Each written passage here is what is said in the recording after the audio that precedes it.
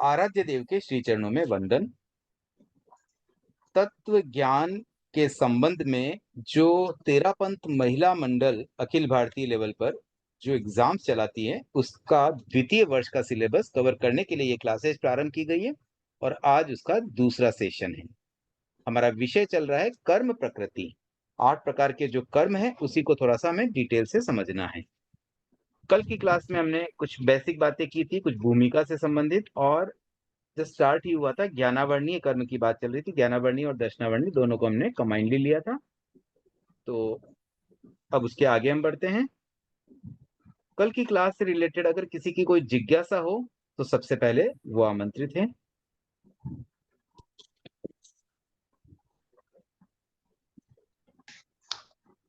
ठीक है, जिज्ञासा नहीं, हम आगे बढ़ते हैं। देखिए, हमने डिस्कस किया था ज्ञानावर्णीय कर्म बंधन के हेतु, मतलब रीजंस, जिस कारण से ज्ञानावर्णीय कर्म का बंधन होता है। 6 प्रकार के हेतु थे और सेम दर्शनावर्णीय के लिए भी उसी तरह से थे, दर्शन के प्रति और उधर ज्ञान के प्रति। उसकी स्थिति की बात की थी हमने, कर्म की स्थिति मतलब ड्यूरेशन, कितने समय तक वह फल दे सकता है। उसकी मिनिमम और मैक्सिमम दोनों चीजें हमने समझी भी थी। यहाँ कुछ शब्द और भी मुझे लगता है कि समझ लेना चाहिए स्टार्टिंग में ही, क्योंकि बहुत कॉमनली यूज होते हैं। अधिकांश व्यक्तियों को तो शायद ध्यान में भी होगा, लेकिन फिर भी कोई ऐसे भी हो सकते हैं जिन्हें ध्यान में न हो, तो एक बार मैं चाहता हूँ कि वो भी हम कवर करें। तो जैसे एक शब्द यहाँ पर आया है जगन्य। जगन्य का मतलब होता है मिनिमम। दूसरा शब्द आता है उत्कृष्ट। उत्कृष्ट का मतलब होता है मैक्सिमम। एक और शब्द आ रहा है अंतर मुहूर्त। प्रिया जी, आप बता सकते हैं अंतर मुहूर्त का क्या अर्थ है? अंतर मुहूर्त का मतलब एक मुहूर्त होता है, उसमें एक समय करके, और मुहूर्त में पूरे में एक समय कम, बीच के समय को अंतर मुहूर्त। शकुंतला जी, आप बताइए। अंतर मुहूर्त यानी एक समय के बाद के 2 समय से लेकर 48 मिनट के पहले का समय। बिल्कुल ठीक है। आपने जो बताई थी ना प्रिया जी, वो केवल उत्कृष्ट अंतर मुहूर्त की बात बता दी। वो बहुत बड़ी रेंज है। कोई 2 मिनट के समय है वो भी अंतर मुहूर्त है, और 15 मिनट है तो भी अंतर मुहूर्त है, 45 मिनट है तो भी अंतर मुहूर्त ही होता है। तो एक बड़ी रेंज होती है। तो जहां कहीं भी अंतर मुहूर्त शब्द आता है ना, वहां पर हमें यह समझना पड़ेगा कि ये कोई फिक्स नहीं है, कितना भी हो सकता है, कितना भी, लेकिन उसमें एक लिमिट है। लिमिट ये है कि मुहूर्त से तो कम ही रहेगा। अंतर का मतलब होता है अंदर अंदर। किसके अंदर अंदर? मुहूर्त के अंदर अंदर। तो मुहूर्त के अंदर अंदर यानी कि एनीथिंग विच इज इनसाइड मुहूर्त, मतलब मुहूर्त होता है 48 मिनट का, उसके अंदर अंदर कोई भी पीरियड हो, भले 5 मिनट हो, 10 मिनट हो, 15 मिनट हो, कुछ भी पीरियड होगा। और उसकी मिनिमम संख्या 2 समय मानी गई, क्योंकि एक समय तो लोएस्ट इकाई है, उसको अंतर मुहूर्त में नहीं लेते, क्योंकि अगर एक समय है तो फिर हम एक ही बोल देंगे। और वैसे भी संख्या 2 से ही प्रारंभ होती है, तो 2 समय से लेकर के 48 मिनट में एक समय कम तक, इस रेंज में आने वाली सभी ड्यूरेशन, सभी कालमान अंतर मुहूर्त होते हैं। तो जैसे यहाँ जगन्य अंतर मुहूर्त आता है ना, तो हमें हमारा इमेजिनेशन एकदम क्लियर हो जाना चाहिए कि भाई छोटा अंतर मुहूर्त भी हो सकता है, बड़ा भी हो सकता है, बट इतना पक्का है कि एक सामायिक के कालमान से तो कम ही होता है। और 30 करोड़ा करोड़ सागर वाली बात हम कल ऑलरेडी डिस्कस कर चुके हैं, और अब हम आगे से क्लास में इसको शॉर्टकट में केकेएस कहेंगे, तो थोड़ा इजी हो जाएगा, बोलने में भी इजी होता है, याद रखने में भी इजी हो जाता है। जितने शब्द शॉर्ट हो जाते हैं ना, उतना थोड़ा मुझे लगता है शायद इजी हो सकता है। तो 30 केकेएस इसका उत्कृष्ट अंतर्मुहूर्त स्थिति है। उसके बाद अबाधा काल की बात चली थी। तो देखिए, अब इसमें एक चीज, नीचे जो टिप्पण आते हैं ना, उनको भी इग्नोर नहीं करना है, वो भी बहुत इंपॉर्टेंट होते हैं, उसे जरूर पढ़ें। तो जैसे 30 करोड़ को 1 करोड़ से गुणा करना, ये बात आई है किसमें? करोड़ा करोड़ शब्द के लिए। करोड़ा करोड़। अब कोई बोले करोड़ा करोड़ क्या होता है? करोड़ तो समझ में आता है, उसमें 100 जोड़ेंगे तो करोड़ का अरब भी बन सकता है, लेकिन करोड़ा करोड़ का मतलब करोड़ इंटू करोड़। अब यहाँ पे 30 आया, इसलिए 30 इंटू करोड़ इंटू करोड़। फिर दूसरा टिप्पण सागर के बारे में आया है, जिसमें संजय में टिप्पण पढ़ने के लिए सजेस्ट किया गया है। तो फिलहाल सागर की बात तो हम ऑलरेडी कर चुके हैं, तो उसको अभी छोड़ देते हैं। और तीसरी बात अबाधा काल के संबंध में आई है। तो अबाधा काल के लिए क्या लिखा गया, एक बार प्रिया जी आप रीड कर देंगे? तीसरा पॉइंट नीचे जो टिप्पण में दिया है। बंधन के बाद उद्यावली में प्रविष्ट होने वाले के पूर्व की स्थिति, यह स्थिति 1 करोड़ करोड़ सागर के पीछे 100 वर्ष की होती है। 9 करोड़ सागर से कुछ अधिक स्थिति के पीछे अबाधा काल अंतर मुहूर्त का होता है। उसके बाद पल्ले की असंख्यात भाग स्थिति के पीछे क्रमशः एक समय का अबाधा काल बढ़ता है। ठीक है, अब इसमें तरीका बता दिया अबाधा काल कैसे गिनना है। और एक शब्द यहाँ पे आया है, बंधन के बाद उदयावली। उदयावली का मतलब क्या हुआ उदय शकुंतला जी? उदय उदय उदय फिर तो मतलब उदय उदय लिख लेते, उदयावली लिखने की क्या जरूरत थी शकुंतला जी? उदयावली में उदयावली मतलब जो क्रमशः उदय में आ रहे हैं। अरे नहीं, कोई बात नहीं। आप देखिए, आप इससे घबराए नहीं, मतलब हम कोई भी इंटरेक्शन करेंगे, कोई आए नहीं आए समझ लेंगे। देखो, कोई मतलब उत्तर जब न दे उसका उदय पाना का बड़ी समय बात आएगा, नहीं है, लेकिन बाद उदय में का समय उत्तर आ जाए एटलीस्ट। तो प्रश्न भी हम जब पूछे ना, कई बार किसी के मन में लगे इतना सिंपल क्वेश्चन पूछेंगे तो क्या सोचेंगे, कोई बात नहीं, नहीं नहीं पूछेंगे ना तो वो जिंदगी भर जब भी आपको ऐसा कोई प्रसंग है हमेशा सोचते रहेंगे लोग। नहीं तो एक ही बार सोचेंगे ना, उसके बाद तो पक्का हो जाएगा, अब तो उसका उत्तर आपको आ ही गया। तो एक्चुअली उदयावली को एक्चुअली उदयावली का भी कहते हैं, उदयावली का या उदयावली। तो इसका अर्थ होता है, इसको दो पार्ट में डिवाइड करते हैं, उदय प्लस आवली का। आवली का शब्द सुना हुआ आपने? आवली का किसे कहते हैं शकुंतला जी? समय का छोटा भाग, समय का भाग है आवली का। हाँ, छोटा भाग है, लेकिन कितना होता है कोई बता सकते हैं आवली का? देखिए, ये जो ड्यूरेशन जगह जगह आएंगे, अभी हम तत्व ज्ञान, ये तो अभी दूसरा वर्ष ही चल रहा है, आगे भी हमें पढ़ते रहना है, तो कुछ बेसिक चीजें अभी से क्लियर कर देंगे तो बहुत इजी हो जाता है। अब ऐसे आवली का समय का छोटा भाग होता है, और कहाँ यूज हुआ आवली का शब्द, कहाँ कहाँ अब तक आपने सुना है, कहीं सुना है क्या? हाँ, एक छह आवलिका का समय सुना है, वो उसमें द्वितीय गुण स्थान का कालमान होता है, स्थान की स्थिति छह आवलिका। ठीक है ना? सास्वादन सम्यक दृष्टि गुण स्थान का कालमान होता है 6 आवली का। तो वहां एक आवली का शब्द आता है। तो एक्चुअली ये आवली का होता क्या है, कितना बड़ा होता है?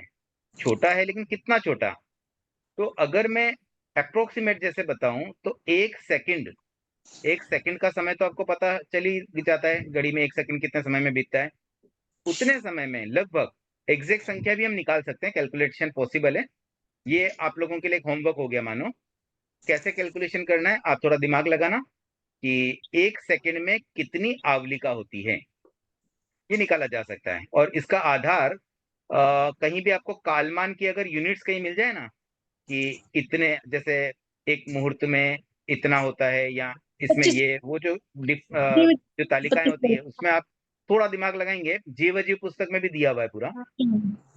तो उसकी संख्या लगभग अप्रोक्सीमेट बता रहा हूं मैं अभी, बाकी आप एग्जैक्ट कैलकुलेट करना, 5000 से लेके 10,000 के बीच में उतनी आवली का एक सेकंड में बीतती है।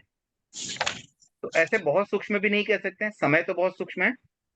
तो इसको दो तीन तरीके से समझते हैं। एक तो एक आवली का बीतने में असंख्य समय बीत जाते हैं, मतलब असंख्य समय की एक आवली का हुई, एक ये कैलकुलेशन हो गई। दूसरी, 6 आवलिका का एक मतलब द्वितीय गुण स्थान का कालमान बताया गया है। तो आप इससे अंदाज भी लगा सकते हैं 6 आवलिका कितनी सूक्ष्म होगी, क्योंकि एक सेकंड में तो 5000 से ज्यादा आवलिका बीत रही है। तो सेकंड का भी बहुत सूक्ष्म हिस्सा, मतलब माइक्रो नैनो सेकंड जैसा समझ ले, उतनी छोटी एक आवलिका होगी। एक अब यहाँ जो शब्द आ रहा है, एक इकाई स्थिति में पड़ा है, दो समय कम क्षुल्लक भाव यानी 256 आवलिका। हाँ बिल्कुल, तो वही वही आपका कैलकुलेशन का बेसिस होगा, उसी के बेस पर आप फिर आगे कैलकुलेट कर पाएंगे।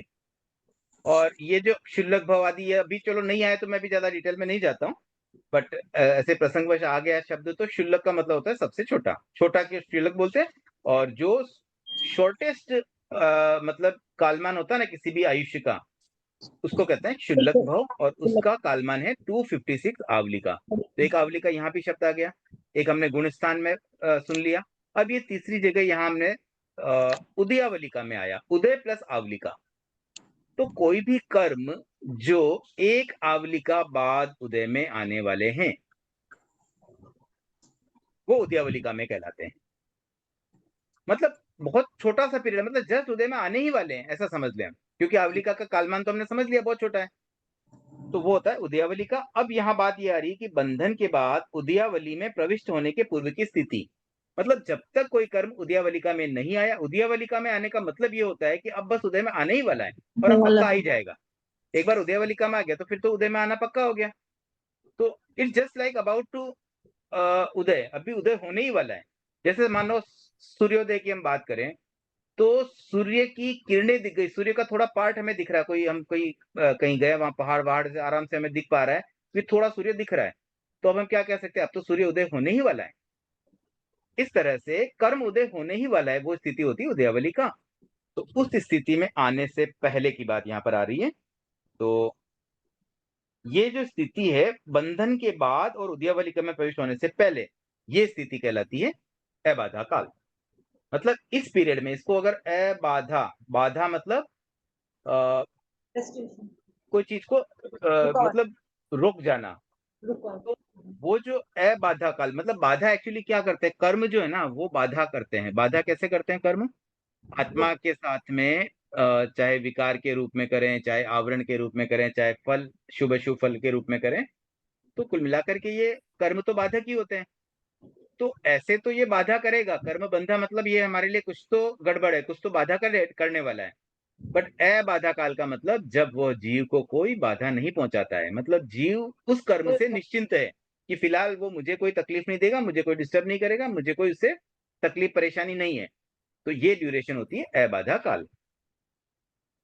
ठीक है। और इसमें यह भी दिया गया है कि 1 करोड़ सागर अगर किसी का उदय का ड्यूरेशन है तो उसके पीछे 100 वर्ष का अबाधा काल होता है। और इसीलिए हमने 30 KKS के सामने 3000 वर्ष गिने थे, 30 into 100। और उसके अतिरिक्त 9 करोड़ सागर से कुछ अधिक स्थिति के पीछे अबाधा काल अंतर्मुहूर्त का होता है। ठीक है, ये से कुछ अधिक स्थिति, और उसके बाद उससे भी और अधिक बढ़ता है मान लो, तो फिर ये करोड़ की बात ही, देखिए 100 वर्ष की बात है ना, करोड़ की थी, यहाँ पे सिर्फ हम 9 करोड़ की बात कर रहे हैं। तो करोड़ के सामने 9 करोड़ तो बहुत छोटा है ना, तो उसके पीछे एक अंतर्मुहूर्त जितना आबादा काल और बढ़ जाता है। और पल्य की असंख्यात भाग स्थिति के पीछे एक समय का आबादा काल होता है। अब पल्य जो है ना उसका भी असंख्यात भाग, उतना समय का अगर उदय कालमान हो तो उसके पीछे आबादा काल एक समय का होता है। तो ऐसे कैलकुलेशन का एक थोड़ा सा बेस बताया गया, परीक्षा की दृष्टि से इतना इंपॉर्टेंट नहीं है, लेकिन थोड़ा थोड़ा हम समझते चलें तो हमारे कॉन्सेप्ट और हमारा ज्ञान अच्छा खुल जाएगा, और बाद में आगे जब हम और एडवांस लेवल पर पढ़ाई करेंगे तो थोड़ा इजी भी लग जाएगा।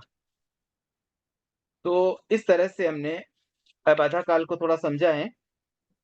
और अब कोई अगर जिज्ञासा आ रही हो, किसी के मन में कोई भी प्रश्न हो, तो हैंड रेज आप समय समय पे करते रहें। अब इसमें एक चीज आती है कि कर्म भोगने के हेतु।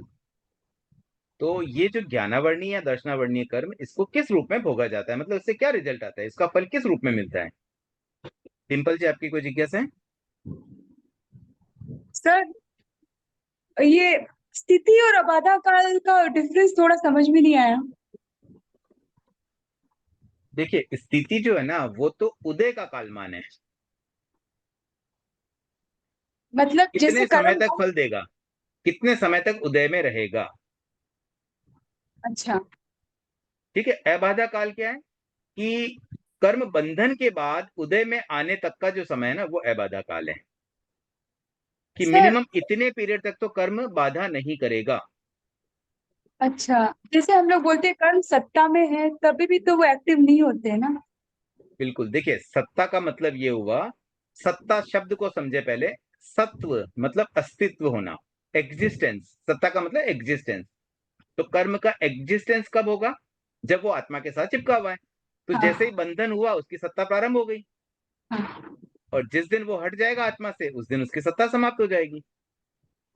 तो सत्ता और अबाधा काल अलग है क्या सर? बिल्कुल अलग अलग है। अबाधा काल प्लस उदय काल इक्वल टू सत्ता। अबाधा काल प्लस उदय काल। हाँ, मतलब स्थिति जिसको हम बोले ना, स्थिति। अबाधा काल प्लस स्थिति, ये सत्ता हुआ। प्लस स्थिति सत्ता होगा। हाँ, अच्छा। क्योंकि जब तक उसकी स्थिति है तब तक तो वो आत्मा के साथ ही चिपका हुआ है ना। आत्मा से हाँ, हटते ही तो उदय, उसका उदय का कोई मतलब ही नहीं रहा, फिर आत्मा को क्या अफेक्ट करेगा। तो आत्मा को जब तक अफेक्ट कर रहा है मतलब वो आत्मा के साथ ही जुड़ा हुआ है। अब देखिए, इसमें एक स्थिति और भी बनती है। एक स्थिति बनती है मोहनीय कर्म के संबंध में उपशम की स्थिति। उस समय न तो अबाधा काल होता है न उदय होता है।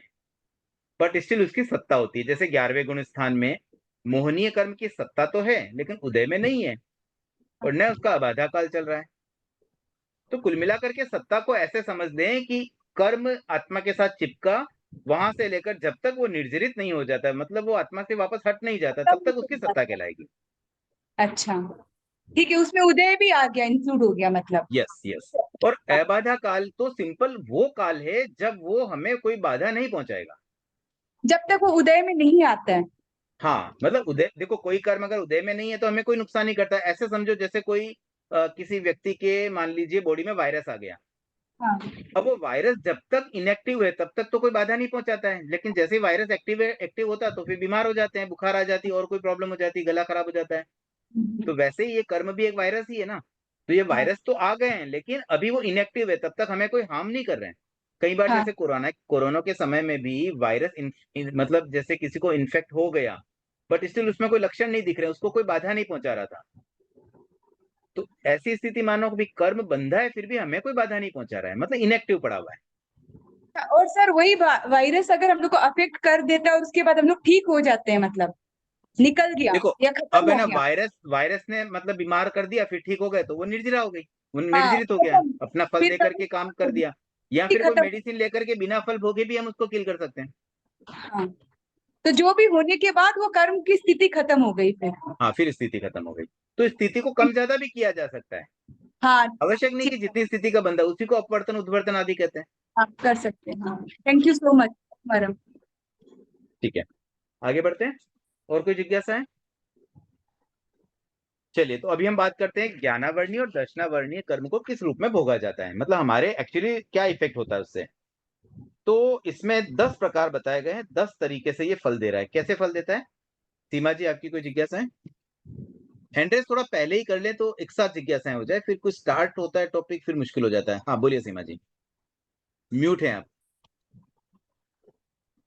हाँ, क्षमा कामना करती हूँ मैं, मतलब क्लिक करते करते आपने स्टार्ट नहीं कर नहीं, कोई दिया बात था, नहीं, नो नो नो इश्यू। इसलिए जनरल में देखिए कभी कभी ऐसा मैं मेरी पूछ टोन थोड़ी एग्रेसिव लगती होगी, लेकिन मैं बहुत शांति नहीं से ही नहीं कह रहा हूँ, सर, मतलब एक बिल्कुल जानकारी नहीं के लिए, और कोई बात नहीं है।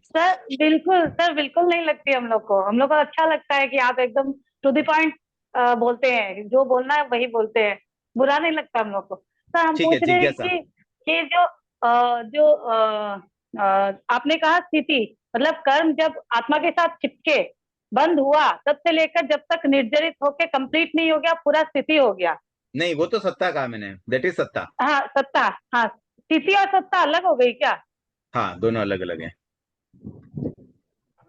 तो फिर स्थिति स्थिति का किसको मतलब बोले? होता है उदय, उदय का ड्यूरेशन, जितने अच्छा, समय वो कितनी देर फल उदय देगा में ना रहेगा? वो होती है स्थिति। अच्छा, जितनी देर वो फल देगा। तो मेरा कहना था कि ये जो अबाधा काल होता है, जब तक कर्म हम लोग को मतलब कोई कष्ट नहीं देता है, अबाधा काल, उसमें क्या हम लोग निर्जरा कर सकते हैं उस कर्म को हल्का करने के लिए? क्या उसकी निर्जरा हो सकती है? हाँ, निर्जरा हो सकती है, अबाधा काल में भी मतलब निर्जरा तो हो ही सकती है, मतलब हम उसको हल्का कर सकते हैं, उद्वर्तन अपवर्तन आदि ये सब पॉसिबल है। मतलब जब हम कुछ कोई भी कर्म मतलब सत्ता में होता है ना, सत्ता में होना जरूरी है, बस सत्ता में नहीं हुआ उससे पहले एडवांस में करके नहीं रख, ऐसा नहीं कि चलो कल जो कर्म बंधने वाला उसकी आज ही निर्जरा कर ले या उसके फल को आज ही कम कर ले, वो नहीं, पॉसिबल नहीं। एक बार बंधेगा जो उसके बंध बाद ही गया, हम कर सकते हैं। जो कर्म बंध गया है उसका हम बाद में अगर मेरे से कोई निर्जरा हो जाती है तो शायद उसका फल अबाधा काल में हमको कम मिलेगा, हल्का रूप में मिलेगा। नहीं, अबाधा काल में तो फल देते ही नहीं है, लेकिन जब वो उदय में आएगा नहीं, ना उससे अबाधा काल पहले ही के, हम उसको हल्का कर सकते हैं। हाँ हाँ, बाद में अबाधा काल के बाद जब वो उदय में आएगा, हमें जब उसको फल भोगना है, उस समय मतलब अगर पहले हम वो अबाधा काल में हम निर्जरा करें तो उसका फल हल्का भी हो सकता है उस कर्म का। बिल्कुल, ओके, थैंक यू सर। हल्का तो हो ही सकता है, कर्म बिना भोगे भी समाप्त हो सकता है।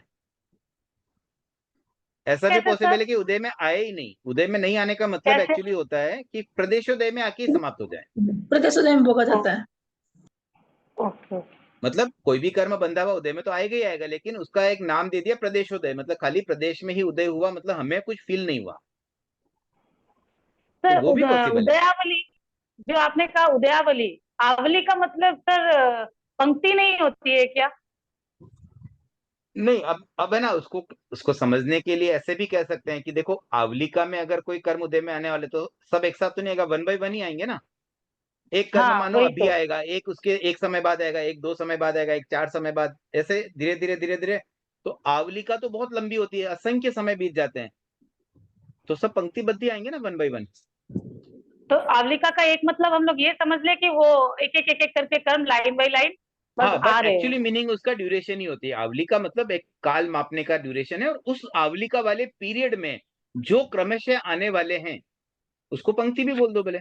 उस पंक्ति में वो खड़े हुए हैं, बस वेट कर रहे हैं। Okay sir, thank you. तो अब हम आगे बढ़ रहे हैं। कर्म भोगने के 10 हेतु जो है ज्ञानावर्णी के संबंध में और दर्शनावर्णी के संबंध में भी दोनों चीजें हैं। तो दर्शनावर्णीय के लिए थोड़ा अलग है, पहले हम ज्ञानावर्णी का देख लेते हैं। इसमें जो बताया गया है 10 तरह के फल, 5 जो इंद्रियां हैं उन इंद्रियों के संबंध में ही। एक तो ये है कि श्रोतावरण, मतलब सुन ही न सके। दूसरा होता है श्रोत विज्ञानावरण, मतलब सुन लिया लेकिन समझ न पाए। दो चीजें हो सकती है, कान से हम सुन भी नहीं पा रहे हैं। दूसरा हो गया कि हम कान से सुन तो सके लेकिन समझ नहीं पाए, उसका अर्थ बोध नहीं हो पाया। सेम चीज बाकी 4 इंद्रियों के साथ भी हो जाएगी। तो ऐसे कुल 10 प्रकार के ये मेथड हो गए जिसके द्वारा, क्योंकि मेनली हम इंद्रियों के द्वारा ही विषयों को ग्रहण कर रहे हैं, तो उस संबंध में एक अपेक्षा से ये एक तरीका बता दिया गया प्रैक्टिकली कि मानो हर इंद्रिय के लिए हम या तो उसका ज्ञान प्राप्त ही नहीं कर पा रहे हैं, या फिर प्राप्त किया तो मूल शब्द ही प्राप्त किया, अर्थ नहीं समझ पाए। तो इस तरह से ये 10 तरीके यहाँ पे दिए गए हैं कर्म भोगने के। लेकिन ऐसा नहीं कि ये बस कंप्लीट हो गया है। अब देखो, ज्ञानावरण कर्म मूल रूप से तो ज्ञान को आवृत कर रहा है। तो किसी भी तरह से जो भी ज्ञान हमें मिलना चाहिए था अनंत ज्ञान में से, वो हमें नहीं मिल पा रहा है, चाहे कोई भी तरीका हो, वो सब इसमें कवर हो जाता है। ये मोटी मोटी स्थूल अपेक्षा से बता दिया गया अभी 10 तरीके से भी। 5 ही तो इंद्रिया, 5 इंद्रियों में से आप या तो सुन ही नहीं पाओगे या समझ नहीं पाओगे, बस उस तरह से ये बताया गया। लेकिन थोड़ा सा अपनी वाइड सोच रखते हुए इसको समझना होगा कि मूल रूप से कहीं भी जहां अनंत ज्ञान जीव को अवेलेबल है, उसे वो अवेल नहीं कर पा रहा है, या तो अवेल नहीं कर पा रहा है या जिस ढंग से होना चाहिए उस तरीके से नहीं कर पा रहा है। तो अल्टीमेटली हमारे ज्ञान में ये बाधक है, ज्ञान में ज्ञान को आवृत करता है। अब इसके आगे एक चीज और आई है। अच्छा, हम अब इसके साथ एक बार दर्शनावर्णीय कर्म भोगने के 9 हेतु भी समझते हैं। तो दर्शनावर्णीय में क्या होता है, देखो जैसे 5 ज्ञान होते हैं। ज्ञानावरण को थोड़ा अलग तरीके से बताया, 5 इंद्रियों के 2-2 पार्ट करके 10 तरीके बता दिए। जबकि दर्शनावर्णीय में जो उसकी 9 उत्तर प्रकृतियां हैं उसकी अपेक्षा से बताया गया। तो 5 प्रकार की नींद होती है। तो नींद आना, ये उसका उदय है।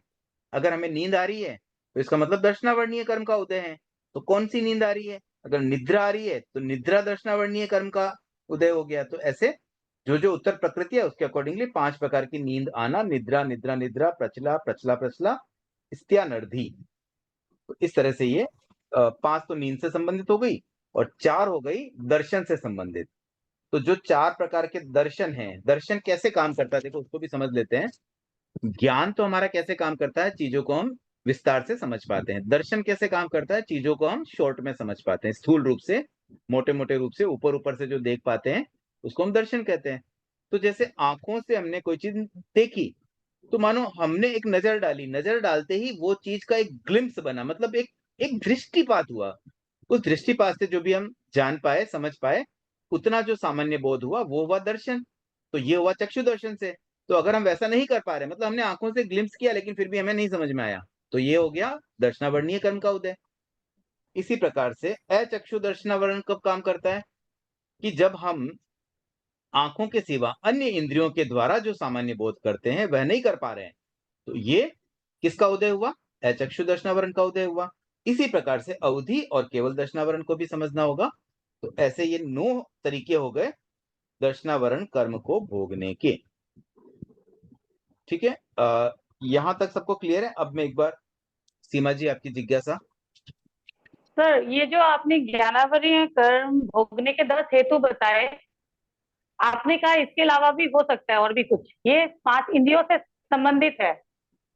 5 इंद्रियों से संबंधित है। सर इसमें मन का भी रोल है क्या? मन से भी तो कभी कभी हम लोग कुछ सोचते बिल्कुल, हैं, इसीलिए उसमें भी मैंने तो कहा आवरण इसमें आ और भी सकता है। चीजें, बिल्कुल बिल्कुल आप जो कह रहे हैं सही है, मन का भी रोल हो सकता है, और मन के अलावा क्या हम अवधि ज्ञान कर पा रहे हैं अभी? नहीं, तो फिर वो भी तो कर्म का आवरण इसीलिए तो नहीं हो रहा है ना, वहां तो इंद्रियों का रोल ही नहीं है। अब देखिए। अतीन्द्रिय ज्ञान भी तो होते हैं, क्या हाँ हमें अभी केवल ज्ञान है? नहीं है ना, तो कहीं ना नहीं, कहीं उसका भी तो रोल है ना, ज्ञानावरणी हाँ कर्म की मनोपरि वजह से ही तो नहीं हो रहा है। मनोपरि ज्ञान। हाँ मनोपरि ज्ञान में भी मनोपरि हो ज्ञान जाएगा, भी मतलब हर उसी ज्ञान के लिए हो जाएगा। उसमें श्रुति ज्ञान मन भी हो का सकता रोल है, है अब श्रुति उसमें। ज्ञान में तो मन का ही मेन रोल होता है। तो ऐसे ये एक मोटे मोटे रूप से बता दिया गया, बट और भी मैंने कहा इसलिए सूक्ष्मता से देखें तो मूल बात यही समझनी चाहिए कि हम जो अनंत ज्ञान हमें अवेलेबल है वो हमें नहीं मिल पा रहा है, बस। Okay sir, thank you sir. ठीक है, और किसी ने हैंड रेज किया था, अभी नीचे कर दिया है, तो आगे बढ़ते हैं फिर।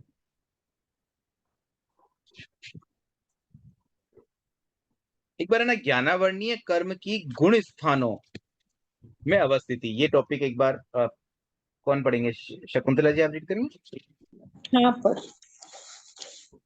ज्ञानावरणीय क्रम की गुण स्थानों में अवस्थिति। ज्ञानावरणीय क्रम का बंध पहले से 10वें गुण स्थान तक होता है। ज्ञानावरणीय क्रम का उदय एवं क्षोभम भाव पहले से 12वें गुण स्थान तक होता है। ज्ञानावरणीय क्रम का क्षायिक भाव 13वें 14वें गुण स्थानों में तथा सिद्धों में होता है। इस क्रम का उपशम नहीं होता है। ठीक है, अब ये जो भी हमने पढ़ा है ना, पहले इसके कुछ टेक्निकल शब्द। एक शब्द आया क्षयोपशम, क्या होता है क्षयोपशम, प्रिया जी?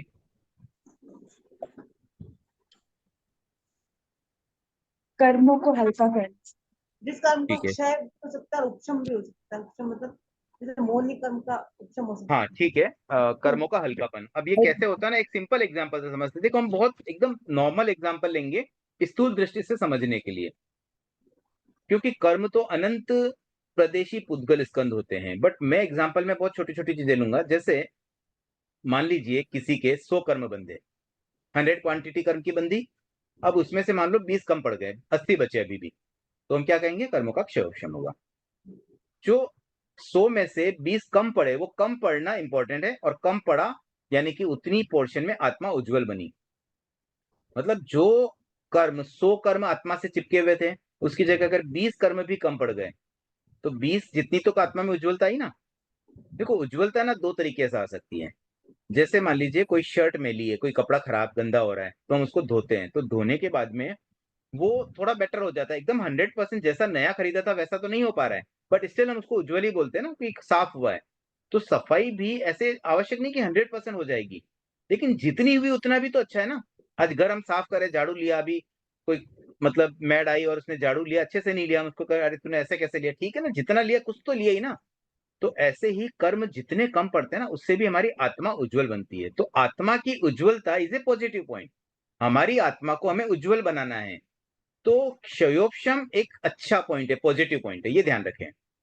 कौन सा शब्द अच्छा है बुरा है इसकी समझ हमें जरूर होनी चाहिए। तो क्षयोपशम अच्छी बात है। अब बोले कोई कि 100 में से 80 तो बचे हुए ना, 20 ही तो कम पड़े, कौन सी बड़ी बात हो गई? 20% वाले को तो हम फेल कर देते हैं भाई। 100 में से कम 80 कम पड़ते तो फिर भी हम बोले भी अच्छी बात है। लेकिन मैं तो बोलता हूँ 1% भी अगर कम पड़ा ना, तो वो भी अच्छी बात ही होती है। इसी चीज को आप ध्यान रखिए, परीक्षा में अगर आपके कम मार्क्स भी आए ना, जितने मार्क्स लाए वो तो अच्छा है ना।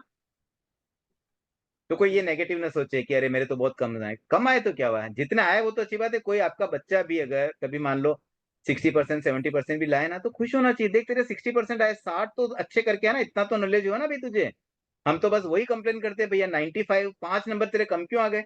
97 98 तो लाता, ये कहाँ कट गए तेरे नंबर? देख तू पहले कहाँ कटे, अरे कितना सही लिखा वो देखो ना। तो थोड़ा इसमें पॉजिटिव भाव होता है। क्षयोपशम में हालांकि पूरी तरह से 100% मार्क्स नहीं आए, बट स्टिल जितना भी आए, 2 3 5% भी आता है ना, तो वो भी अच्छा माना जाता है। सर उसके बाद सर दूसरा एक शब्द आ रहा है, सर क्षयोपशम का एक मतलब दबाना भी होता है क्या? क्या? क्षयोपशम का एक अर्थ दबाना भी होता है क्या? जैसे दबाना? कर्म को दबा। उपशम हाँ, होता नहीं, है। जैसे दबाना नहीं होता है, दबाना उपशम में आता है। उपशम में आता है। हाँ, मेरे को डाउट था क्लियर मतलब करना। कर्म कम पड़ने चाहिए, एक्चुअली कम पड़ने चाहिए। मतलब आपके समझो हल, कपड़े पे धूल लगी हुई, बहुत सारी धूल, उसको हमने झटका, झटकने के बाद में कुछ तो कम पड़ी ना, कुछ कम पड़ी तो वो हल्कापन थोड़ी तो साफ हुई। हल्कापन। हल्कापन। Okay, thank you sir. उसके बाद एक और शब्द आया है शायिक भाव, शायिक का मतलब क्या होता है शकुंतला सर जी? बस वो क्षय हो जाना। हाँ हाँ अच्छा ही हो जाना। खत्म हो जाना, हाँ क्या? खत्म हो जाना, समाप्त हो जाना। क्षय हो जाना, कर्मों का क्षय, क्षय हो जाना। तो बिल्कुल। क्षय तो इसी का तो अर्थ चाहिए ना, क्षय होता क्या है? अच्छा खत्म सर, कंप्लीट खत्म। कंप्लीटली फिनिश, मतलब 100% मार्क्स ले आया बच्चा। अभी उसको किस बात पे डांटोगे? कहाँ मार्क्स काटा? कोई स्कोप ही नहीं है। आठों कर्मों का नाश होना है। नहीं, 8 कर्म जरूरी नहीं है, कोई एक कर्म तो का भी क्षय हो सकता है, किसी एक उत्तर प्रकृति का भी क्षय हो सकता है। देखो कर्मों में ना 8 तो मेन प्रकृतियां हो गई, फिर हर एक की उत्तर प्रकृतियां भी, जैसे ज्ञानावरण में कितनी उत्तर प्रकृतियां हैं? 5 5। 5 5। 5। 5 में से कोई एक का भी होगा ना तो वो भी कंसिडर होगी, वो भी क्षय कहलाएगी। जैसे ओके। मोहनी कर्म में ऐसा होता है, दर्शन मोहनी है और चारित्र मोहनी है। तो किसी को क्षयिक सम्यक्त्व आ गया, दैट मीन्स दर्शन मोहनी कंप्लीटली खत्म। एक बार कोई कर्म, कोई पर्टिकुलर भले उत्तर प्रकृति हो या मेन प्रकृति हो, अगर पूरी तरह से समाप्त हो जाए, थोड़ा भी नहीं रहा, तो फिर वापस कभी नहीं आएगी। ठीक है? तो क्षय का मतलब कंप्लीटली फिनिश होना। अब वो पर्टिकुलर कोई एक कर्म भी हो सकता है, एक कर्म की उत्तर प्रकृति भी हो सकती है। क्लियर? आगे बढ़ते हैं। तीसरा एक सर शब्द आया है सर उपशम। एक जिज्ञासा थी। हाँ बोलिए। सर एक जिज्ञासा, सर क्षय उपशम को आप अच्छे से समझाइए। या तो वो क्षय होगा या उपशम होगा, तो दोनों एक साथ कैसे हो सकते हैं? या तो उसको क्षय बोलेंगे या उपशम बोलेंगे। निर्मलता तो दोनों में आती है, पर हम्म, क्षय उपशम प्रॉपरली क्या होता है वो समझ नहीं आ रहा है। देखो जैसे है ना 20% क्षय उपशम हुआ है ना, 100 में से 20% क्षय उपशम हुआ, मतलब 20% कम कर्म कम पड़े, तो 20% का तो हो गया क्षय, और जो बाकी 80% बचे रह गए ना, वो हो गए उपशम। तो कैसे उपशम हुए? उपशम इस रूप में हुए कि अभी फिलहाल वो उदय में नहीं है। जिस समय क्षय उपशम होता है उस समय वो उदय में नहीं रहता है, मतलब उसका उदय कुछ समय के लिए टल गया। जब हम देखिए क्षयोपशम कब होगा, जब हम अच्छी अच्छी स्टेज पे रहेंगे, हमने कुछ तो अच्छा करा है, निर्जरा हो रही है, कुछ हमने तपस्या की है, कुछ हमारे भाव बहुत शुद्ध है। तो जिस समय क्षयोपशम हो रहा है ना, उस समय हमने कुछ कर्मों को तो क्षय कर दिया, और कुछ कर्म जिनका हम कंप्लीट क्षय नहीं कर पाए, तो कुछ जो रह गए ना, उसमें भी उतना हुआ कि उस समय वो उदय में नहीं रहे। तो इस रूप सर में उदय में नहीं रहे? सर उदय में नहीं रहे क्यों? वो तो उदय में आए तभी हम क्षय उपशम कर देखो पाए। उदय में नहीं रहने का मतलब ये होता है कि उसका उदय भाव को भी हम दबा देते हैं। जो उदय में फल होना चाहिए ना, उस फल को हम दबा देते हैं। क्योंकि जब हम इतने अच्छे, देखो कभी अच्छे हम कुछ भाव अच्छे रहेंगे तभी तो हमने 20% मार्क्स भी लाए ना, मतलब 20% कर्मों को हटा पाए। हटाना मतलब कितना बड़ा काम है। तो अगर हम कोई ऐसा काम करें जिससे हमारे कर्म हट रहे हैं, तो बाकी कर्म जो उदय में है ना, उसको भी हम कुछ तो शांत कर ही देंगे ना। तो जरूरी उसको है क्या ये 20%? ये जरूरी तो नहीं कि 20% हमने क्षय कर दिए, ये 20% भी तो उपशम करके भी रख सकते हैं। तब भी तो हमारे कुछ कर्म हल्के होते हैं, कुछ देखो, देर के लिए एक तो तो है ना उपशम होते हैं। उपशम शब्द, टेक्निकली उपशम होता है केवल एक मोहनीय कर्म का, और क्षयोपशम होता है 4 कर्मों का, 4 घाती कर्मों का क्षयोपशम होता है। तो मोहनीय चार कर्म का सर, चार उपशम, सर मोहनीय देखिए सुनिए मेरी कर्म बात का एक भी बार। क्षय उपशम होता है?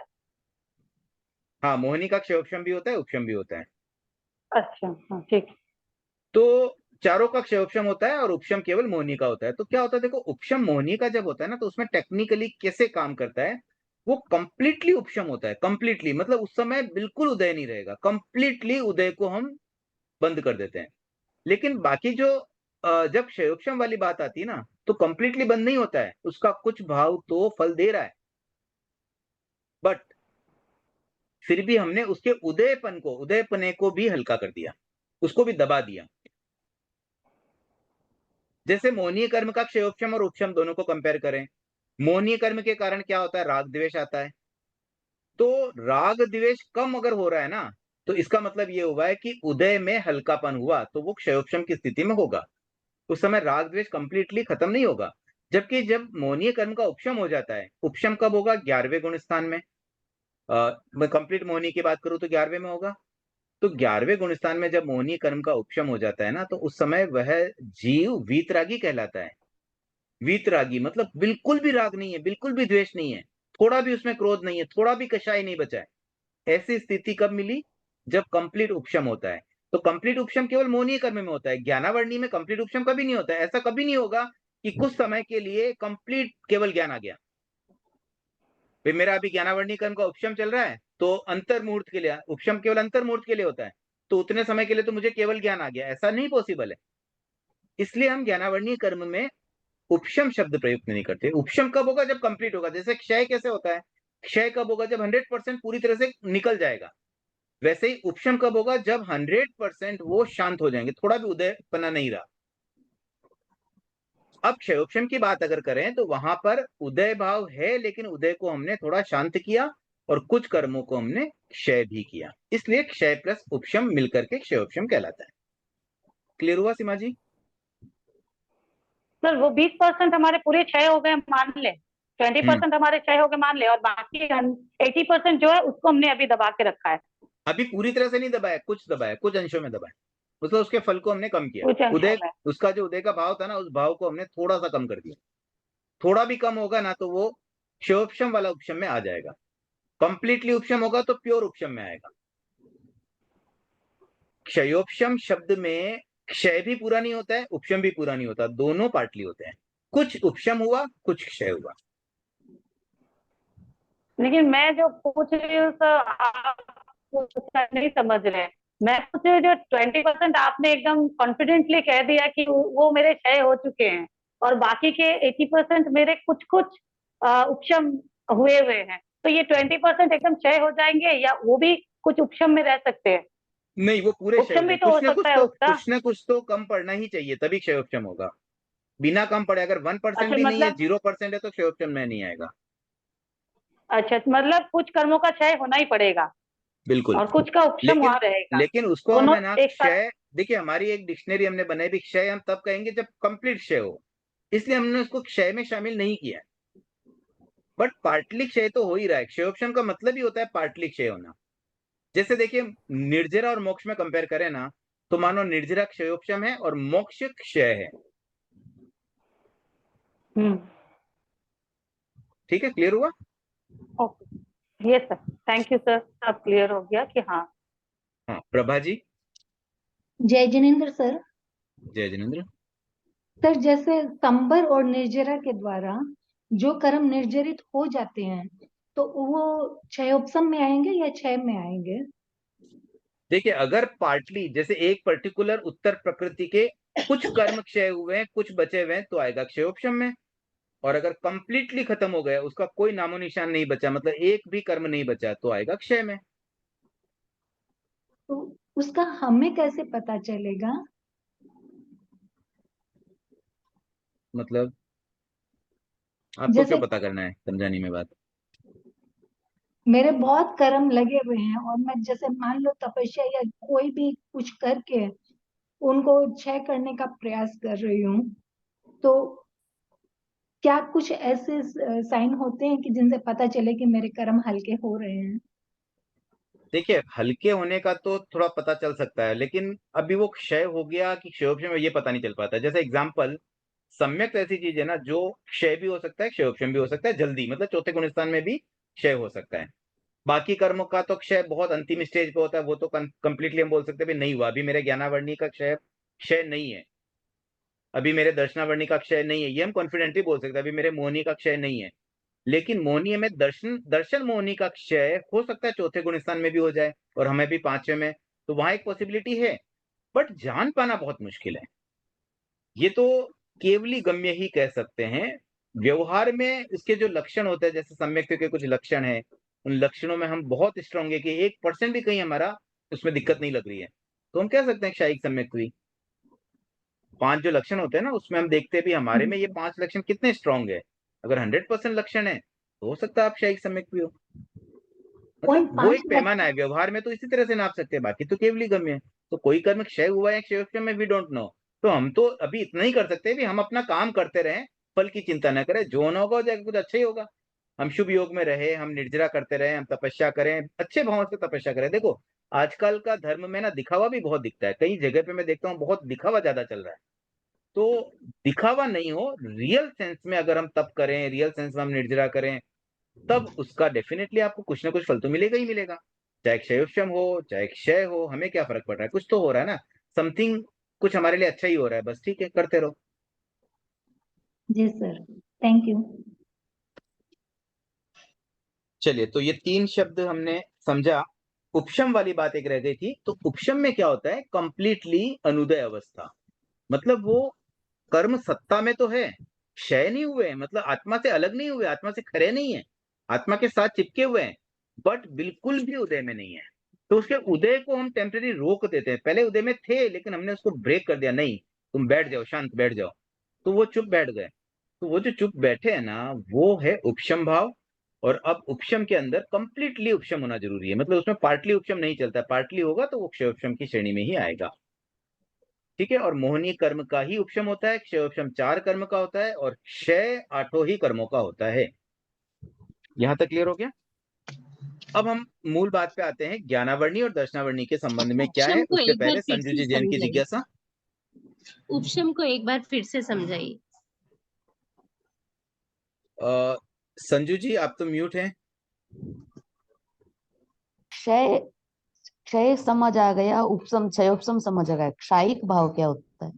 ओके, तो देखिए क्षायिक भाव जो है ना, जिसको भी पूछना देखिए हैंड रेज करके पूछे, डायरेक्ट कोई बीच में नहीं बोले। जो डायरेक्ट बोलेंगे मैं उसका उत्तर हो सकता है मैं भी दूं, तो आपको हैंड रेज तो करना ही पड़ेगा। तो संजू जी आपने जो पूछा ना क्षायिक भाव, कोई कर्म आत्मा के साथ जो चिपका हुआ था वो कंप्लीटली हट जाता है, कंप्लीटली वो आत्मा के साथ जो चिपका था वो वहां से हट करके आत्मा से अलग हो जाता है, तो उसको हम कहते हैं क्षय होना। और वही आत्मा का क्षायिक भाव है। कोई पर्टिकुलर कर्म के अकॉर्डिंगली हम कहेंगे कि जैसे मानो दर्शन मोहनी का क्षायिक भाव, तो आत्मा में कोई भी कर्म का हो सकता है। तो दर्शन मोहनी का क्षय अगर कंप्लीट हो गया तो हम कह सकते हैं उसमें क्षायिक भाव है। तो कोई ना कोई कर्म का क्षय होना आवश्यक है। 8 कर्म में से कोई एक कर्म हो जाए या उसकी कोई उत्तर प्रकृति का भी पूरी तरह से अगर क्षय हो जाता है तो हम ये कह सकते हैं वह क्षायिक भाव है। क्लियर हुआ संजू जी? या थैंक यू। हाँ, संतोष जी बेद। जय जिनेन्द्र सर, आपने कहा जैसे 25 और 20 और 80, तो जैसे 12वें गुण स्थान में मोहनीय कर्म पूरा क्षय हो जाता है, चारित्र मोहनीय और दर्शन मोहनीय दोनों ही, और ज्ञानावर्णीय दर्शनावर्णीय अंतराय कर्म रहते हैं। तो क्या हम इसको ऐसे समझ सकते हैं कि 25% तो हमारा क्लियर हो गया और बाकी 75% हमें क्लियर करना है? नहीं, ऐसा नहीं। देखिए ये जो मैं परसेंट की बात कर रहा हूँ ना, वो पर्टिकुलर एक उत्तर प्रकृति की बात है, अलग अलग कर्मों के हिसाब से हम बात नहीं कर रहे हैं। हाँ, नहीं वो उसी हिसाब से, मतलब मेरा यही समझने का था कि मेरा कंसेप्ट क्लियर हो जाए, नहीं, इसलिए मैंने मैं पूछा ये। आप जो कह रहे हैं नहीं, ना कि जैसे मतलब वो एक है। मोहनीय कर्म हाँ, पूरा वो तो खत्म मैं हो गया समझ तो हम गई। बोलते हैं कि 25% समाप्त हो गया, वैसा हम नहीं कह सकते। मोहनीय कर्म तो 100% समाप्त हो गया। हाँ हाँ हाँ, बाकी वो कर्म हाँ, में कितना यही आ परसेंट गया गया था। वो उसके क्षयोपशम पे डिपेंड है। हाँ, वो बस ये आप जब बोले ना ऐसा नहीं कर सकते, तो मेरे ये आ गया कि ये तो 100% ही क्लियर हो गया, कृतज्ञ उसमें। ठीक है। हाँ, और कोई किसी की जिज्ञासा थी लेकिन आप हैंडेज करने में संकोच कर रहे हैं। हर्ष हीरावत, मैंने नाम तो पढ़ लिया था बट आप हैंडेज क्यों नहीं करना चाह रहे, मैं नहीं समझ पा रहा हूँ। एक बार जिनके पहले हैंडेज हुए उनको प्रायोरिटी से। तो डिंपल जी आपकी जिज्ञासा रख सकते हैं।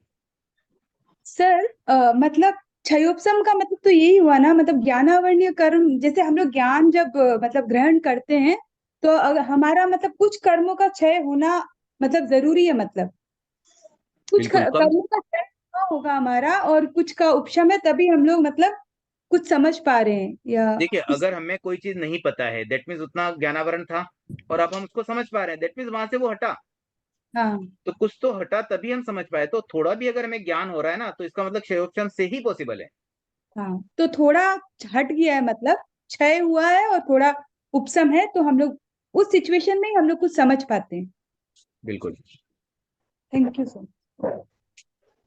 और कोई भी आत्मा में ज्ञानावर्णीय कर्म का क्षयोपशम थोड़ा तो रहता ही रहता है।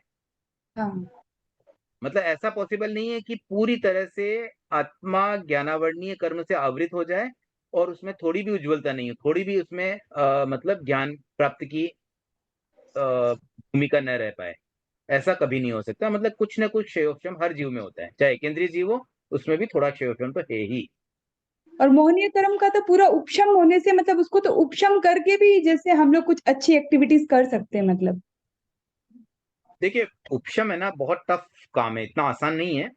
हम जो कर पाते हैं ना वो क्षयोपशम तक ही पहुंच पाते हैं। उपशम तो बहुत एडवांस लेवल है, मतलब कंप्लीट करना। उपशम भी एक लेवल तक हमने दबाया दबाया दबाया। जैसे मान लीजिए किसी को गुस्सा आ रहा है और गुस्से को नापने का हमने एक यंत्र ले लिया भाई, हम उसमें मान लो उसकी आवाज को, एक्शन को देख के और वो बता सके, और उसने उसको मार्क्स दिया भी आपका गुस्सा है 80%, मतलब जो मैक्सिमम गुस्सा पॉसिबल है ना उसका आपका 80% गुस्सा है।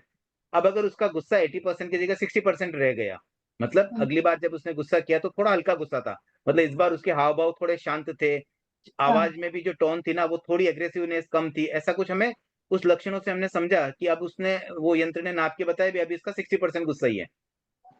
तो कहीं ना कहीं वो क्षयोपशम ही हुआ ना, 80 का 60% होना भी। कषाय तो, मंद पड़ना, तो सर क्रोध हल्का पड़ना। मुझे तो ऐसे लगता था सर उपशम इजी है दबाना। Thank you sir.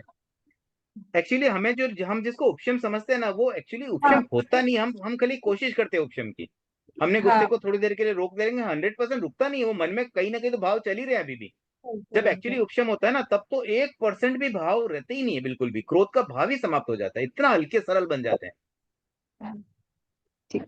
Thank you so much sir. वो सरलता तो मुझे नहीं लगता है कि चारित्र मोहनीय का उपशम इतना आसान है, वो तो 11वें गुण स्थान में ही आ पाएगा।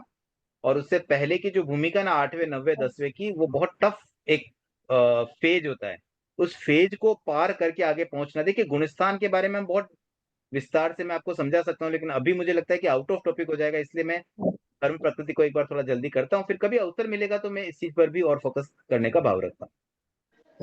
हाँ मोनिका जी। सर मैं ये पूछ रही थी कि कोई भी एक कर्म का पूरा अच्छाई कर सकते हैं क्या, एक कर्म को पूरा? हाँ बिल्कुल, देखिए सबसे पहले मोहिनी कर्म का क्षय करना होता है, हाँ। क्योंकि वो है कर्मों का बाप, कर्मों का राजा।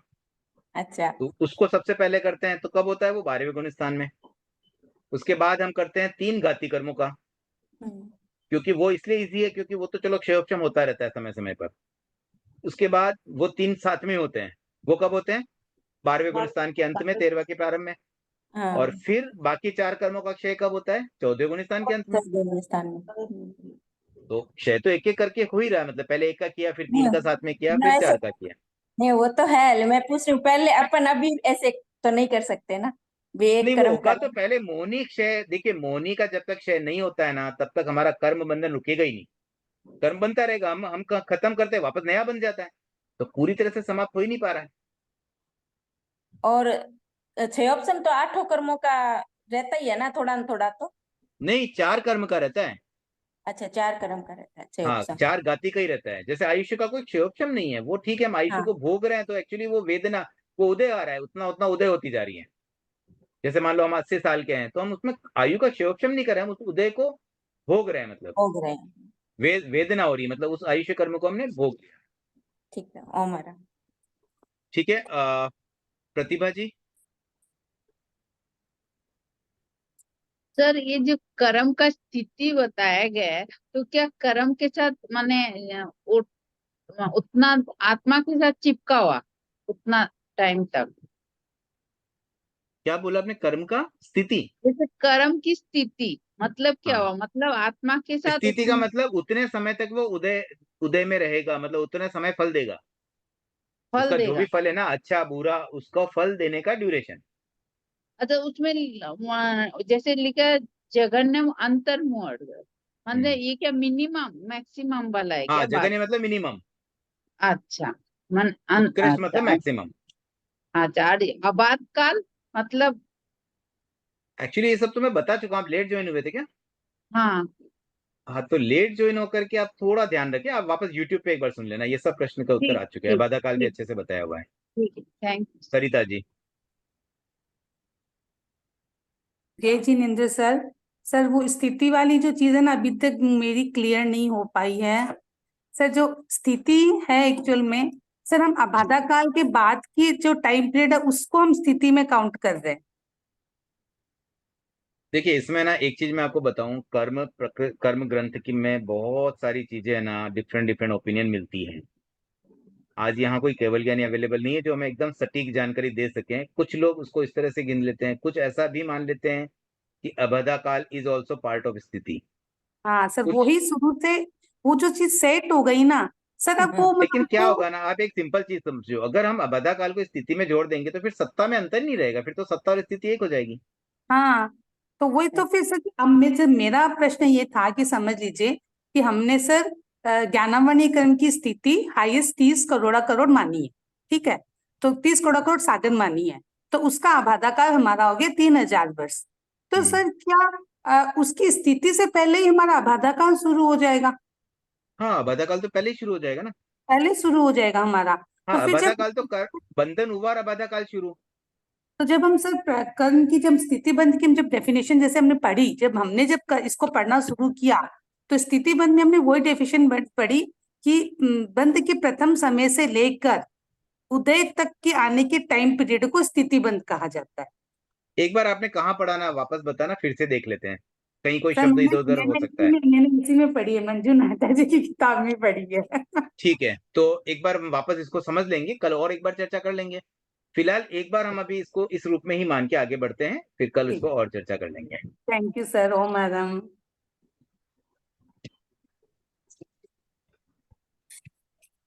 देखिए, एक चीज मैं आपको और बता दूं, मंजू जी नाहटा वाली जो पुस्तक है ना, वो प्योर तेरापंथ के सिद्धांतों पर आधारित नहीं है। उसमें डिफरेंट डिफरेंट संप्रदायों की अलग अलग ओपिनियन समाहित की गई है। उसमें बहुत सारे ग्रंथ लिए गए। दिगंबर संप्रदाय के जो ग्रंथ है, मेनली कर्म ग्रंथ दिगंबर संप्रदाय में अधिक मिलते हैं। उनकी बातें काफी कुछ अलग हैं, अच्छा, जो हमारे तेरापंथ में मतलब मान्यता में जो प्रचलित है। तो ऐसे बहुत चीजों में डिफरेंस ऑफ ओपिनियन मिलेगा, और जब आप बहुत एडवांस लेवल पर पहुंच जाएंगे ना, तब आपको इन सब चीजों में एनालिसिस करने में भी मजा आएगा। अभी फिलहाल के लिए तो मुझे ऐसा लगता है कि जो भी अपनी मान्यता हो ना, उसको एक बार मान लेते हैं। और अदरवाइज आपको अगर समझना हो कि उनकी ये मान्यता उनकी ये मान्यता, तो बुक्स का बेस है। अब किसी बुक में मान लो समयसार किताब है या कोई और दिगंबर ग्रंथ है, तो उसमें कोई बात लिखी हुई है, बस उस बेसिस पे डॉक्टर मंजू जी नाहटा ने तो कंपाइल करके बता दिया। तो नहीं सर, हमें उसमें तो कोई अपनी मान्यता के आधार पर ही समझना है कि अपनी मान्यता भी देखो, ऐसा नहीं है कि अपनी मान्यता ही 100% सही हो। हम फिलहाल ये मानते हैं, बट अंतिम सत्य तो केवली गम्य है। ये बात दिमाग में रख के ही अपनी मान्यता को भी मानना है, ठीक है ना, क्योंकि हमें तो सच्चे मायने में सम्यक भी बनना है। कभी हो सकता है हमारी मान्यता भी गलत हो जाए। कई बार ऐसा होता है ना, अभी पहले तो हम साधु साध्वी जमीकंद लेते थे गोचरी में, अब नहीं लेते हैं, तो अब हम क्या समझे? ये तो बदल सकती है चीजें। तो कोई चीज बदलने से ये नहीं है कि वो हम ठीक है आज के, अब देखिए हमारा कोई ज्ञान उतना परिपक्व नहीं है, हम तो जितना छोटा मति ज्ञान शुद्ध ज्ञान से थोड़ा बहुत जो इधर उधर से सुन के समझ के कर रहे हैं, तो उसमें कोई चीज गलत भी हो सकती है, कहीं गलत प्ररूपना भी हमसे हो सकती है। तो इसीलिए हम उन सब के लिए ही तो ये प्रतिक्रमण आदि करते हैं, खमत कामना करते हैं, मिच्छामि दुक्कड़म आदि बोलते हैं। तो ये सब तो अभी होगा, अभी तो बहुत समय लगेगा हमें वो लेवल तक पहुंचने में। तो कहीं कुछ वेरिएशंस पॉसिबल है। आप ये कभी समझ के ज्ञान न लें कि आप सब कुछ एकदम अच्छे से सीख पाएंगे। जितना सीखे उतना बढ़िया। But sir. एक चीज दिमाग में एकदम क्लियर रखना कि अंतिम सत्य केवली गम्य मान करके ही कोई बात को एक्सेप्ट करें, ताकि कहीं रियल मायने में हमारा सम्यक बाधित न हो पाए। ठीक है कामिनी जी? सर, इस बुक के भी जो एंड में डेफिनेशंस दी गई है ना, कर्म की मुख्य 10 अवस्थाएं, उसमें भी स्थिति बंध में यही लिखा है कि कर्मों का निश्चित काल तक के लिए जीव के साथ बंधे रहना स्थिति बंध है। ठीक है, चलिए कल इस पे और चर्चा कर लेंगे। स्थिति बंध को और अच्छे से थोड़ा समझने का प्रयास करते हैं, अलग अलग ग्रंथों में क्या बातें आ रही वो थोड़ा समझ के फिर इसको क्लियर करेंगे। मतलब हमें ना सत्ता, अबाधा काल, स्थिति, इन सब चीजों को कंबाइंड रूप से फिर से अगली क्लास में करने का मैं भाव रखता हूँ। मैं भी और स्टडी कर लूँ। आगे बढ़े हम। तो अब हम देखिए, आज तो हम ज्ञानावरणीय भी पूरा नहीं कर पाए, पहले कर्म में अटके हुए, दो क्लास हो गई। इसको तो पूरा कर लेते हैं। इसमें जो अवस्थिति की बात आई है गुण स्थानों की अपेक्षा से, तो कौन से गुण स्थान में क्या होता है वो बात आ रही है। तो सबसे पहले तो बंधन होता है पहले से 10वें गुण स्थान में। ठीक है, देखो गुण स्थानों को भी मैं चाहूंगा थोड़ा समझना, क्योंकि जो न्यूबीज होते हैं ना, कई बार देखो न्यूबीज भी होते हैं और उनको भी पढ़ना, तो फिर वो रट्टा मार लेते हैं कि याद कर लो बंध 1 से 10, उदय 1 से जो भी 12, ऐसे मतलब सब याद जो करने का सिस्टम होता है ना, उससे क्या फिर मुझे थोड़ा सा वो अटपटा लगता है, समझ समझ के करना है, तो थोड़ा सा गुणस्थान की चर्चा भी हम कल की क्लास में करने का प्रयास करेंगे। फिलहाल तो अभी एक बार याद करके ही समझ लेते हैं कि भाई 1 से 10 गुणस्थान तक तो बंद होता है। क्यों होता है? क्योंकि मोहनीय कर्म 10वें गुणस्थान तक ही है, उसके आगे वितराग की अवस्था आ जाती है, तो वहां फिर ज्ञानावर्णीय कर्म का भी बंधन नहीं हो पाता है। दूसरी बात, उदय की जो बात है, उदय होता है जब तक केवल ज्ञान नहीं आता तब तक उदय में है, और केवल ज्ञान आता 13वें गुणस्थान में, इसलिए 1 से 12 तक उदय में रहता है। और फिर बात आ रही है क्षायिक भाव की, तो क्षायिक भाव तो कब होता है? जैसे केवल ज्ञान मिला मतलब 13वें गुणस्थान में। तो ये 3 चीजें हमने यहाँ पे समझी। और उपशम तो केवल ज्ञान मोहनी का होता है, इसलिए ज्ञानावर्णी के संबंध में ये चीज एप्लीकेबल ही नहीं है। अब दर्शनावर्णी की अगर हम बात करें तो दोनों सिमिलर है, जो ज्ञानावर्णी का वही दर्शनावर्णी का, तो हमें थोड़ा याद करने का भी काम कम हो गया, 2 in 1 हो गया काम। तो एक बार हम ज्ञानावर्णी दर्शनावर्णी कर्म, 2 कर्म हमारे कंप्लीट हुए। जिज्ञासा आज वैसे काफी आई थी, और भी कोई जिज्ञासा हो तो आप रख सकते हैं, क्योंकि मैं सोच रहा हूँ अब आगे बढ़ूं उससे अच्छा या तो फिर कोई और टॉपिक ले लेते हैं, या तो गुणस्थान की ही चर्चा कर ले। अगर कोई जिज्ञासा ना हो तो थोड़ा हम शॉर्ट में गुणस्थान को एक बार समझ लेते हैं। हाँ सरिता जी। सर जो ये बंधन बताया है 10वें गुणस्थान तक, तो हम इसको ऐसे समझ सकते हैं कि 10वें गुणस्थान तक कषायों की प्रबलता के कारण वहां ज्ञानावर्ण्य का बंधन हो रहा है, उसके बाद में नहीं हो रहा, अगर रीजन समझे तो इसका। हाँ ये समझ सकते हैं, लेकिन एक्चुअली 10वें गुणस्थान में मोहनी कर्म की प्रबलता नहीं रहती है, कषाय बहुत हल्के हो जाते हैं। हाँ, खाली सूक्ष्म लोभ ही रहता है उसमें तो खाली। हाँ बट स्टिल बंधन तो होगा। बंधन मतलब हो ये गए हुआ तो। कि अगर मोहनीय कर्म है, जब तक मोहनीय कर्म है तब तक ज्ञानावर्णी दर्शनावर्णी का बंधन होता रहेगा। Okay sir, thank you. चलिए, हम 2-3 मिनट का समय है, वैसे ज्यादा समय तो नहीं है, थोड़ा सा गुणस्थान को हम स्टार्ट कर देते हैं चर्चा, उसके बाद हम इसको कल और कंक्लूड कर सकते हैं। तो देखिए 5 आश्रव होते हैं, आपको ध्यान में होंगे आश्रव तो, मिथ्यात्व, अव्रत। हाँ आप लोग कोई बोल सकते हैं, शकुंतला जी, प्रिया जी, कोई? मिथ्यात्व, अव्रत, प्रमाद, कषाय और योग। ठीक है, इसी सीरियल में इन आश्रमों का, एक सीरियल का बड़ा महत्व है। तो जैसे जैसे ये सीरियल है ना, उसी सीरियल में गुणस्थान भी होते हैं। तो सबसे पहले तो अगर मिथ्यात्व चला जाए तो जीव, देखिए पहला गुणस्थान एकदम बेसिक गुणस्थान है, और गुणस्थान अगेन पॉजिटिव है, क्षयोक्षम भाव है। तो कुछ ना कुछ उसमें अच्छा ही है, मतलब एक मिथ्यात्वी व्यक्ति में भी कुछ तो अच्छा ही है, कुछ ना कुछ क्षयोक्षम भाव है। उस अपेक्षा से हम कहते हैं कि उसका जितना मोहनीय कर्म का क्षयोक्षम भाव है, उस अपेक्षा से उसका भी कुछ गुण है, उसमें भी हम कुछ उसकी गुणों की हम तारीफ कर सकते हैं। तो हम उसकी प्रशंसा करते हुए कहते हैं भाई आपका पहला गुण स्थान है, हमने आपको एक अच्छी स्टेज पे दिया। उसके बाद में अभी तक 5 आश्रव है, फिर भी उसका गुण स्थान है, क्योंकि कंप्लीटली मतलब ढक नहीं पाता जीव।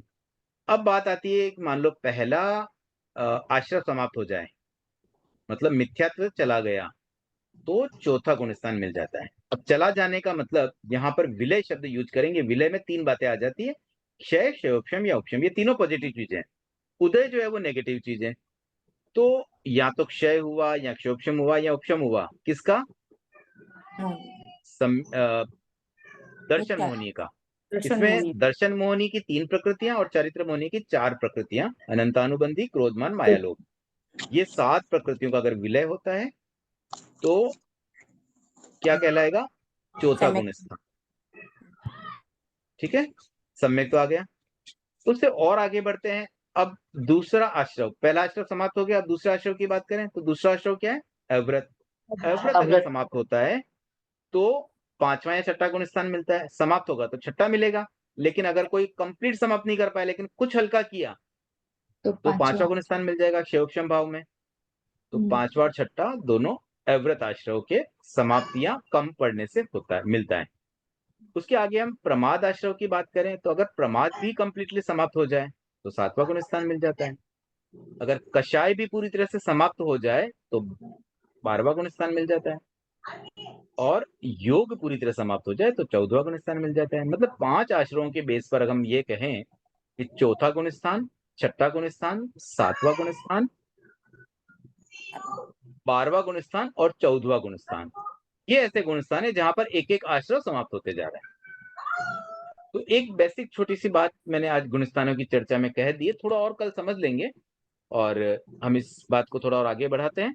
कर्म प्रकृति में भी और 1-2 सेशन लग सकता है जिस स्पीड से चल रहा है, बट थोड़ा एक बेसिक कर्म को मैं क्लियर इसलिए भी करना चाह रहा हूँ कि डे टू डे लाइफ में हम सबकी भावना तो देखी रहती है, हम धार्मिक है तभी आप इस क्लास में जुड़े, तो आपकी भावना ये भी अवश्य होगी कि हम कैसे अपनी आत्मा को और उज्जवल बनाएं। इसलिए हम थोड़ा इसको विस्तार से समझते हैं। प्रैक्टिकल टॉपिक है, थोड़ा प्रैक्टिकली हमारे काम की चीजें, थोड़ा समय चला भी जाए तो माइंड न करें। ऐसे हम चाहें तो इसको 1 घंटे में पूरा भी कर सकते थे, बट मैं थोड़ा डिटेल में जाना चाह रहा हूँ, तो आप सब मेरे साथ में इस चीज को लें। आगे हम थोड़ा वापस स्पीड बढ़ा लेंगे, आप इतना ऐसा नहीं घबराएं कि भाई पूरा साल में भी सिलेबस हो पाएगा नहीं हो पाएगा, उतना लंबा तो नहीं खींचेंगे। तो आज के लिए हम इतना ही रखते हैं।